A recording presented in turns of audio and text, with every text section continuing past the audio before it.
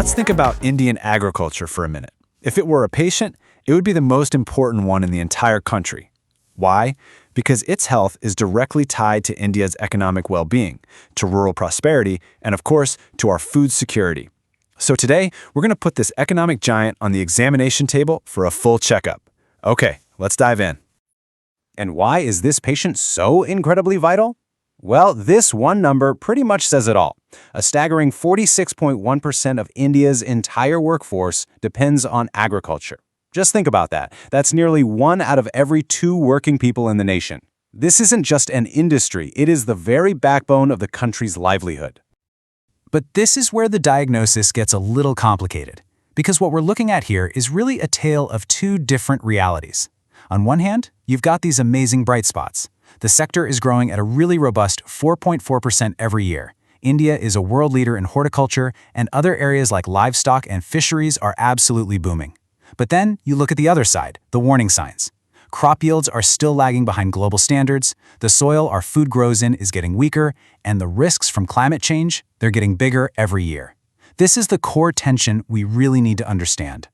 So let's kick off our checkup by looking at the vital signs. These are the clear, measurable symptoms that tell us exactly where the system is under stress. Now, what's really interesting here is the story this chart tells about productivity. This is what we call the global yield gap. So for key crop like cereals, that first bar shows the world average yield, and the second one shows India's. You can see there's a pretty big gap there. While we're producing more in total, we're actually getting less out of each and every hectare of land compared to the rest of the world. So the big question is, why? Well, one of the biggest reasons is hiding in plain sight, right here, in this quote from the source material. For over 30 years, there's been this growing imbalance in what we're feeding our soil. This isn't a new problem, but it's getting worse, and it's starting to undermine the very foundation of our entire agricultural system. And this slide, wow, it shows you just how much worse it's gotten. The ideal healthy diet for soil is a nitrogen to phosphorus to potassium ratio of about 4 to 2 to 1. Now, back in 2009, India was actually pretty close to that sweet spot. But look at the number for 2023-24. It's jumped to nearly 11 to 4 to 1. We are massively overfeeding the soil with nitrogen, mostly through urea, and basically starving it of other crucial nutrients. So what happens when you put the soil on this kind of imbalanced diet? Well, the result is pretty predictable. The soil just gets tired. It loses organic matter, its structure gets weaker, and pretty soon, the crops stop responding as well to fertilizers. We're essentially having to run faster and faster, using more and more inputs just to stay in the same place. And that is just not sustainable. Okay, the next vital sign is water. Now, at first glance, this chart looks pretty good, right? Over half of India's cropped area is irrigated, which gives farmers a reliable water supply. But here's the catch.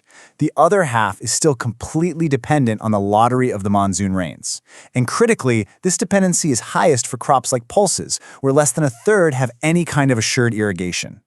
This makes a huge portion of our food system really vulnerable to the whims of the weather.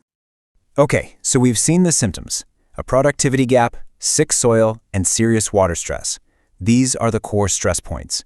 Now let's diagnose the government's approach to actually treating them. You can really break down the government strategy into this pretty simple 3-part treatment plan. First, improve the inputs, better seeds, more efficient water use, and a real focus on soil health. Second, provide a strong safety net for farmers through income support and risk protection. And third, create smarter markets with modern infrastructure and digital platforms that can connect farmers directly to buyers. So first up in that safety net is the minimum support price, or MSP. The easiest way to think of this is like a price floor, a guarantee that's set at 1.5 times the cost of production. It's designed to shield farmers from those crazy swings you see in the market. Next up, you have PM-KISAN, which takes a totally different approach: direct cash transfers. So instead of subsidizing products, this puts money straight into farmers' bank accounts. And we're talking about a lot of money. Over 4.09 lakh crore rupees have been dispersed so far. That is a huge direct boost to their income. And finally, to manage risk, you have insurance. Farming is an unpredictable line of work, right? So the PM-KISAN Yojana is the national scheme that protects farmers when disaster strikes, whether that's a flood, a drought, or a pest attack. It's a really crucial tool for stability. But here's the thing about prescriptions, right? Sometimes they come with unintended side effects. One policy, which is designed to help, can end up creating totally new challenges somewhere else. Let's look at a fascinating case study of this in action. This brings us to a really crucial policy dilemma, and it's captured perfectly by the question on this slide. As India pushes for energy independence using ethanol-blended fuel, are we accidentally creating a competition between what goes in our fuel tanks and what goes on our dinner plates? This chart shows a really worrying trend. Maize, which is a primary ingredient for ethanol, has seen explosive growth in both production and cultivation, all thanks to strong price incentives from the government. But then, look at the other bars. During that exact same period, the growth of essential food crops like pulses and oilseeds, which India already has to import, has either stagnated or even declined. Farmers are just rationally responding to the price signals. And the source material just puts it perfectly. There is an emerging tension between Atmanirbharta, or self-reliance, in energy, and Atmanirbharta in food. The pursuit of independence in one area might be unintentionally weakening it in another. This is the incredibly complex balancing act that policymakers are facing right now.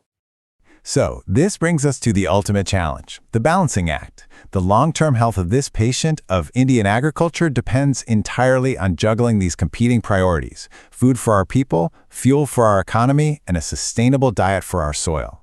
So what does that path forward actually look like? Well, the path forward is going to require a series of deliberate lifestyle changes. First off, access to water has to be strengthened. Second, the whole fertilizer sector needs serious reform to restore soil health. Third, we need to promote smart, strategic crop diversification. Fourth, we've got to invest heavily in R&D for climate-resilient crops. And finally, private participation is absolutely key to building modern food processing and logistics. And make no mistake, each of these priorities is a massive undertaking on its own. But tackling them all together, that is the only way to build true future resilience for Indian agriculture. Which leaves us with this final critical question. The challenge for India isn't just about growing more food anymore. It's about growing more with less water, healthier soil, and a smaller environmental footprint. Can it master this incredibly complex equation to ensure not just food security for its billion-plus population, but also lasting prosperity for the very farmers who feed them? The health of the nation truly depends on the answer.